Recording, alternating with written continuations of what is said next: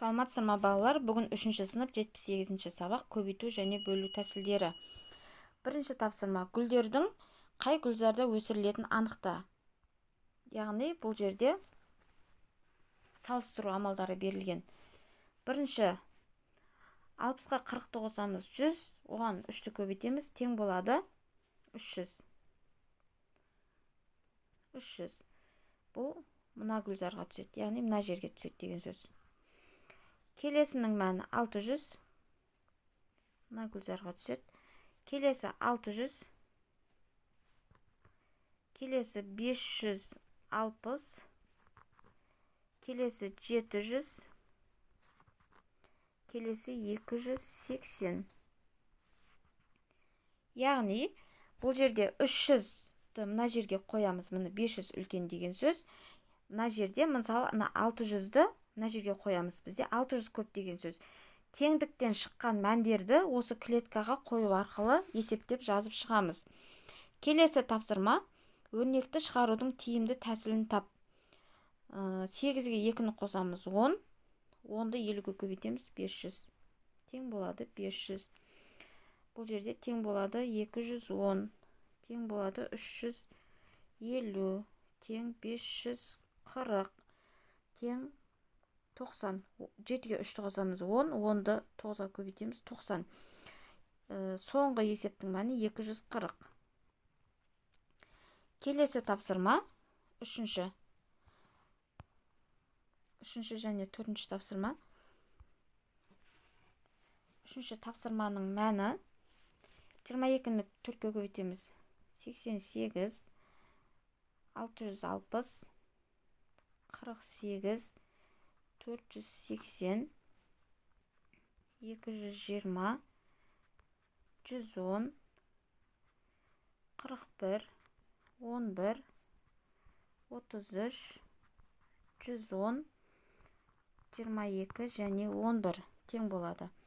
Келесінің мәні 300, 699, келесі 240, 900, 561 тең болады 44. Төртінші есепте бірінші бөлу амалын орындаймыз. Бөлуден кейін қосу, азайту, одан кейінгі амалдарды орындаймыз. Егер де көбейту болса, бірінші көбейтуді орындаймыз. Келесі тапсырма: 5-ші есеп. Есептерді шығар. Шаршы пішінді көгал ұзындығы 120 метр қоршаумен қоршалған. Көгалдың ауданы қаншаға тең? Яғни 120 метрмен қоршалған. Бізде ауданын табуымыз керек. Демек, пи тең 120-ға тең. 120-ны бөлеміз 4-ке, тең болады 30 метр. Яғни ауданын табу үшін 30-ды көбейтеміз 30-ға, тең болады 900 метр квадрат. Келесі тапсырма: А тапсырмасы: тіктөртбұрыш пішінді көгалдың ұзындығы 32 метр, ал ені одан 12 метрге тең. Кем. Көгалдың периметрі мен ауданын есепте. Демек, 32-ден аламыз 12-ні, 12 есе метрге кем деп тұр. Яғни 20. Енді периметрін табу үшін 32 қосу 20 көбейту 2 тең болады 104 метрге тең екен. 104 метр. Келесі тапсырма: 6-шы есеп.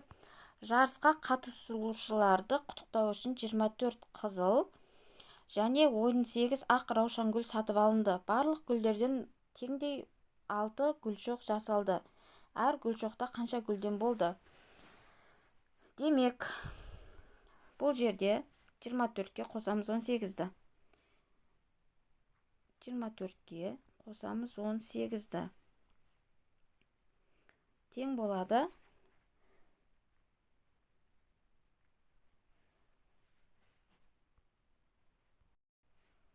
42. 42-ні бөлеміз 6-ға. Тең болады 42-ні 6-ға бөлеміз 7. Демек, әр гүлшоқта 7 гүлден болды. Келесі тапсырма: есепті шығар. бір гүлзарға әрқайсысында 50-ден 10 қатар, ал екіншісіне әрқайсысына 16-дан 10 қатар гүл отырғызылды. Бірінші гүлзарға екіншісіне қарағанда неше гүл артық отырғызылды? 7-ші тапсырма. Енді бұл жерде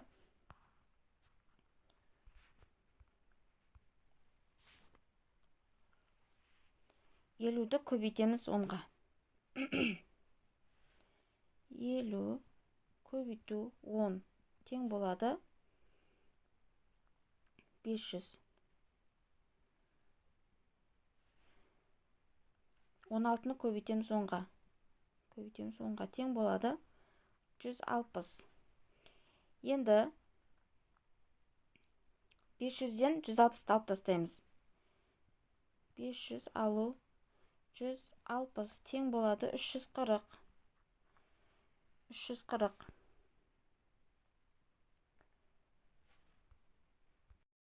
Демек бізде 340 гүл артық отырғызылды.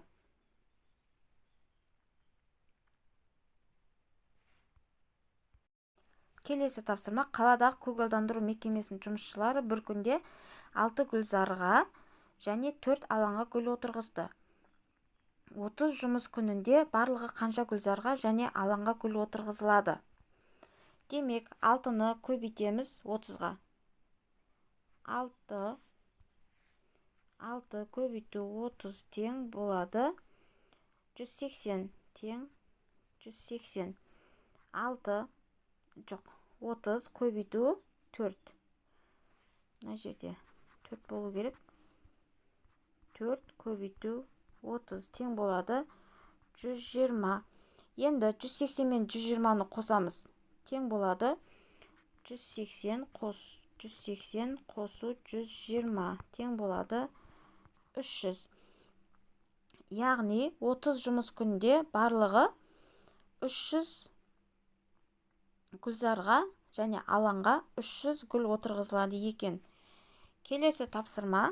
Амалдарды орында. Есептің мәні мына жерде 1000 грамм. 540 грамм. 541 килограмм. Мына жерде 1000 грамм, яғни 1 килограмм. 90 грамм. 150 грамм. 900 грамм. 202 грамм. 30 грамм. 200 грамм. 400 грамм. және 200 грамм. Мына жерде 405-ке қосамыз 45 граммды. Тең болады 450 грамм. 1 килограммда 1000 грамм болады. Одан 500 аламыз, яғни 500 грамм. Мына жерде 1000 грамм, демек 1 килограмм деген сөз. Бұл жерде 989-ға қосамыз 11-ді. Тең болады 1 килограмм. Килограммға айналдырамыз. 30 грамм. 600 грамм. 900 грамм. 81 грамм. Мына жерде 300 грамм. 50 грамм. Мына жерде 200 грамм. Соңғысында 500 граммды бөлеміз 5-ке, тең болады. Соңғысында 100 грамм. Келесі 10-шы тапсырма.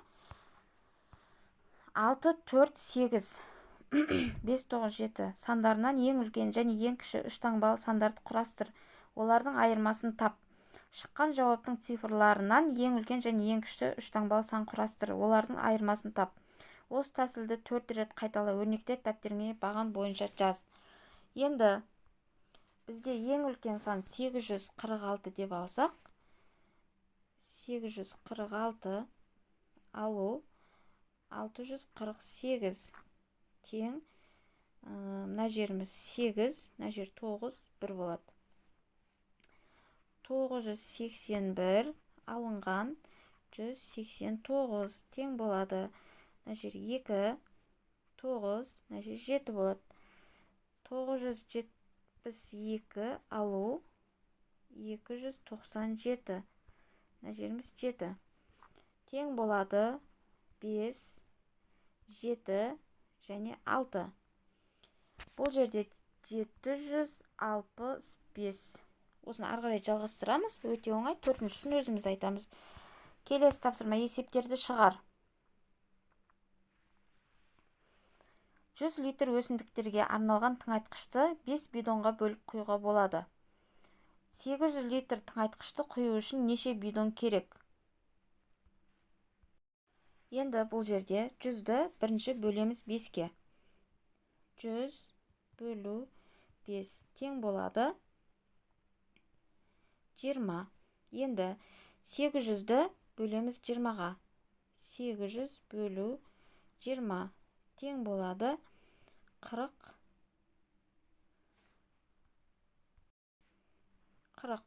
Демек, 800 литр тыңайтқышты құю үшін бізге 40 бидон керек екен. Екінші: биыл бақшадан 4 центнер қияр жиналды. Оның 1/4 бөлігі әрқайсысына 10 килограмм сиятын жәшіктерге салынды. Неше жәшік толды? Жәшіктерге салынбаған неше килограмм қияр қалды? Енді 4 центнер килограммға айналдыратын болсақ, бізде 400 килограмм. Яғни 400 килограммның 1/4 бөлігі. Демек, бөлеміз 4/1-ге. Көбейтеміз 1 тең болады. 400-ді 4-ке бөлетін болсақ 100 килограмм. Демек, 100 килограммды және бөлеміз 10-ға. 10 килограммға тең болады 10. Демек, жәшіктерге салынбаған 10 килограмм қияр қалған екен. Келесі тапсырма: кесте бойынша өрнектер құрастыр және жаз. Қосылғыш, азайғыш. Бірінші кестеде біз қосу амалдары берілген, екінші кестеде азайтқыш амалы берілген. Есептің мәні: 40-ты 3-ке көбейтеміз және 4-ті 30-ға көбейтеміз. Бізде екеуінен шыққан мәнді қосамыз. Демек, 240, 750.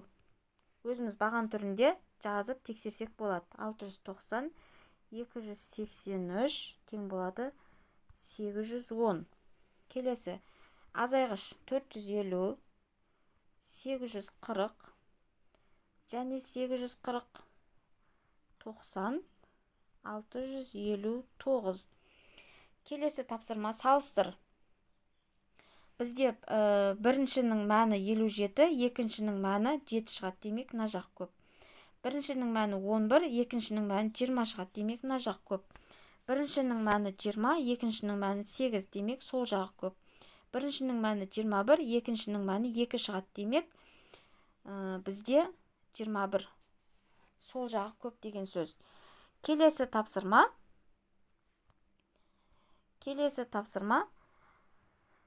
Тиісті арифметикалық амал таңбалар мен жақшаларды орналастыр. Бізде 4 амал бар, қосу, азайту, бөлу және көбейту.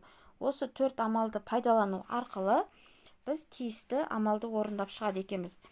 7-ге көбейтеміз 2-ні, аламыз 7-ні. Көбейту және қосу. Көбейту және бөлу.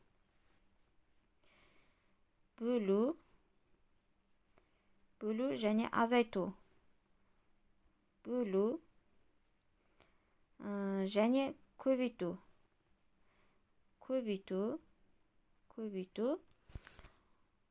20-ға 4-ті көбейтеміз және оған 6-ны қосамыз. 28-де 7-ге бөлеміз, одан шыққан мәнді 2-ге алып тастаймыз. 40-ты 4-ке бөлеміз. Бөлу және көбейту. Осымен бүгінгі сабақ балалар аяқталды. Каналға тіркеліп кетуді ұмытпаңыздар. Сау болыңыздар.